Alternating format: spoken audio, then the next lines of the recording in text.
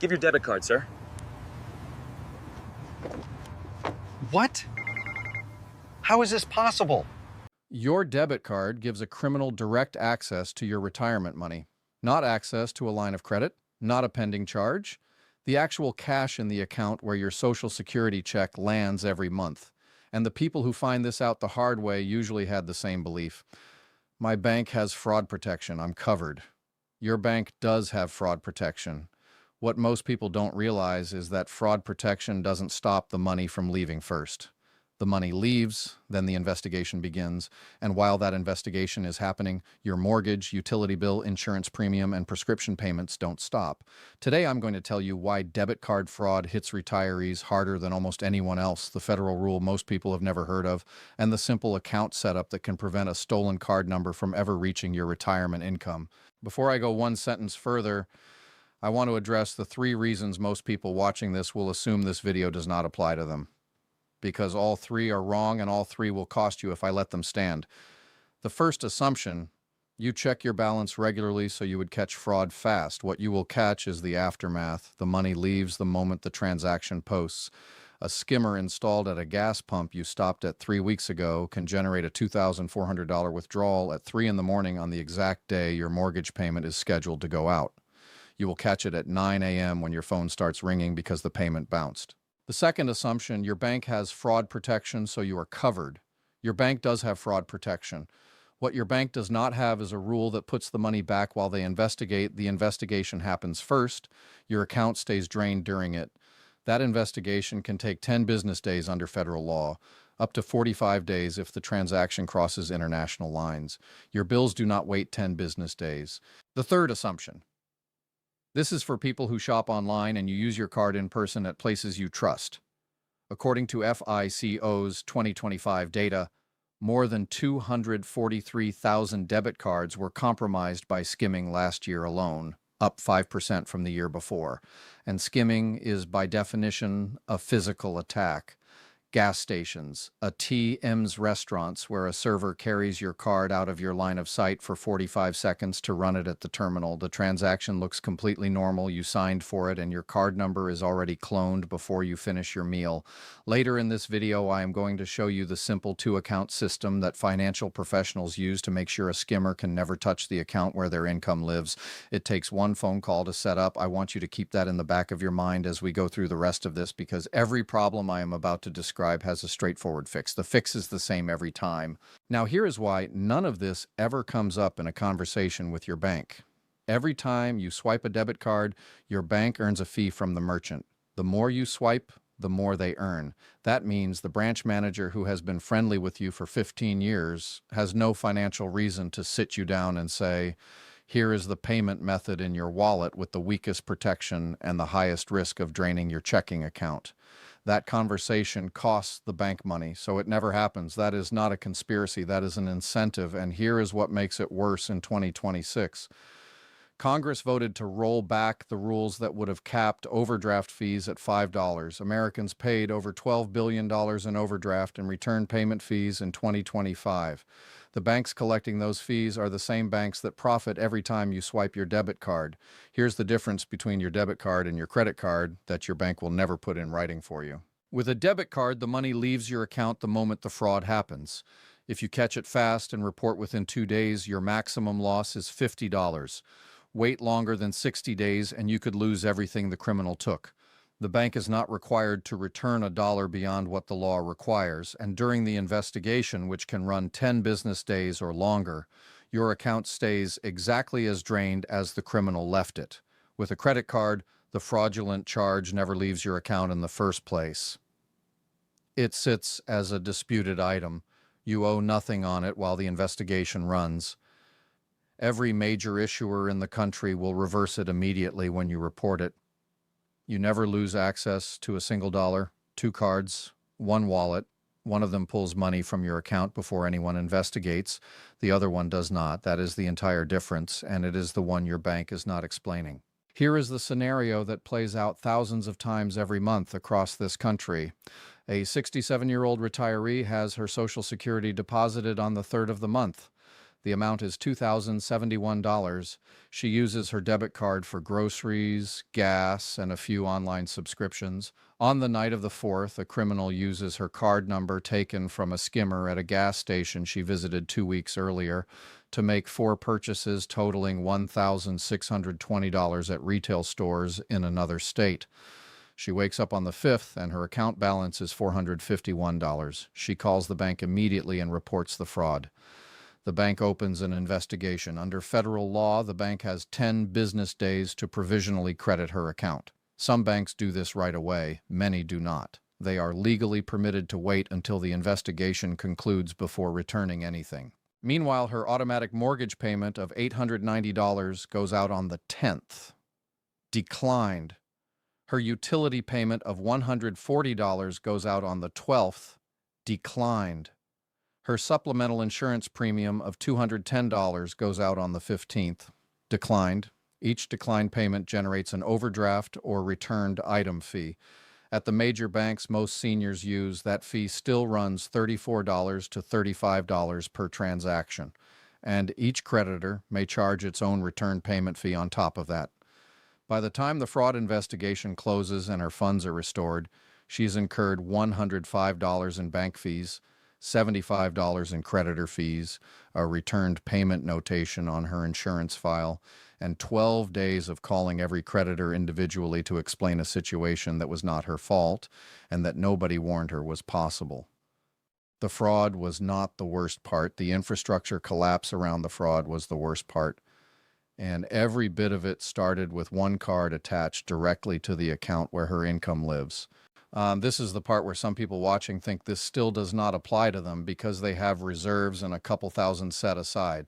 If that describes you, I want you to stay with me for the next 5 minutes because the strategy I'm about to describe is not just for people living close to the financial edge. It is for anyone who does not want a criminal in another state determining the timing of their financial disruption. And the setup takes one phone call. The strategy is called account separation, and it is what people inside the financial industry have quietly used for themselves for decades while handing debit cards to everyone else. Here is how it works. You maintain one account as your primary account. This is where your income lands, your Social Security deposit, your pension check, your investment distributions. All of it flows into this account. You do not hand this account number to merchants. You do not swipe a debit card connected to this account at gas stations, grocery stores, restaurants, or anywhere a terminal could be tampered with. This account is where your money lives, and it faces the world as little as possible. Then you open a second account, a spending account with a separate debit card and a low balance you fund periodically from your primary account. You put $300 in it at the start of the week. You use that card for routine daily purchases. If a skimmer captures that card number, the criminal gets access to whatever is left in the spending account, $300 or less, not $2,071, not your entire monthly income, not the account your automatic payments run through. Better than a spending account debit card is replacing it with a credit card entirely, not to carry a balance, not to pay interest. You use the credit card for every purchase. You pay it in full each month on the due date, and every transaction on that card is protected by the Fair Credit Billing Act. Zero liability, immediate reversal if fraud occurs. And your checking account, the one your mortgage and utilities and insurance run through, never touches a merchant terminal in your life. If you do not want a credit card because you do not want the temptation of a balance, the two-account debit strategy works just as well. The principle is the same. Put a wall between the account where your income lives and the account that faces the world. A criminal who skims your spending card gets $300 and a headache. A criminal who skims your primary account gets your rent, your electric bill, and your medication budget. I want to address one more thing directly before we move on. Some of you are thinking your bank already offers a zero liability policy on your debit card and you are covered no matter what. Here is what that policy actually is. Your bank's zero liability debit card policy is a voluntary internal policy. It is not a federal law. The Fair Credit Billing Act protection on a credit card is a federal law passed by Congress. Your bank cannot change a federal law on a quarterly earnings call. Your bank can change its own internal policy anytime it chooses. Banks have restricted, narrowed, and added conditions to their voluntary zero liability policies before, and they will do it again when fraud losses climb high enough. The people who rely on a voluntary bank policy instead of a federal law are one internal memo away from a very different conversation at the branch. There are 4 specific situations where a debit card is still the right tool. I want to be exact about them because the goal here is not to throw your debit card in the trash. The goal is to use it only where it makes sense and nowhere else. ATM withdrawals at your own bank's machine. You are withdrawing your own cash, not presenting your card number to a merchant system. Use your body to shield the keypad when you enter your PIN. Before you insert your card, take 2 seconds to check whether the card slot looks loose or different from what you remember. A legitimate ATM card reader is solidly attached to the machine. If anything moves when you touch it, walk away and use a different machine or go inside. The skimmer risk at an ATM is real but manageable with 2 seconds of attention. Small local businesses that do not accept credit cards are a reasonable exception. Pay the minimum amount needed for that transaction. Use the spending account card, not your primary account card. Government payments and utility bills where the agency charges a credit card convenience fee of 2.5 to 3% make sense on a debit card. On a $200 utility bill, a 3% credit card fee costs you $6. If the same payment posts for free on a debit card, use the debit card. Use the spending account card, not the card attached to your primary income account, and any business that offers a cash or debit discount. Same rule. Spending account only. Here is your security checklist for every debit card you keep active. Transaction alerts set to every single transaction in real time, not a daily summary digest. One text message the moment your card is used anywhere for any amount. The second a transaction appears that you did not make, you know within minutes, not days. Call your bank today and confirm this is running on your account. If it is not, ask them to turn it on before you hang up. A daily spending limit lower than your bank's default. Most banks automatically assign debit spending limits of $500 to $1,000 per day. Call and ask them to lower your limit to $200 or $300. This does not prevent you from making larger planned purchases with a quick call to authorize them. It does mean a criminal with your card number cannot run $900 in transactions across 3 states before sunrise. Never store your debit card number in an online retail account. If that retailer's database gets breached and your card is stored there, your checking account is the breach. Enter the number manually each time or ask your bank about virtual card numbers if they offer that option. Review your account every 3 to 4 days, not monthly. The 60-day window in the Electronic Fund Transfer Act is not generous. Discovering fraud in Week 7 is already inside the zone where your legal liability expands significantly. 3 minutes every few days. Open the app. Scan the last 10 transactions. Anything unrecognized, call immediately. And one final rule that applies every single time you stop for gas. Never swipe a debit card at a gas pump. Walk inside and pay at the register or use a credit card at the pump. Gas station pump skimmers account for a disproportionate share of all debit card fraud reported to the FTC each year. The pumps sit unattended for hours at a time.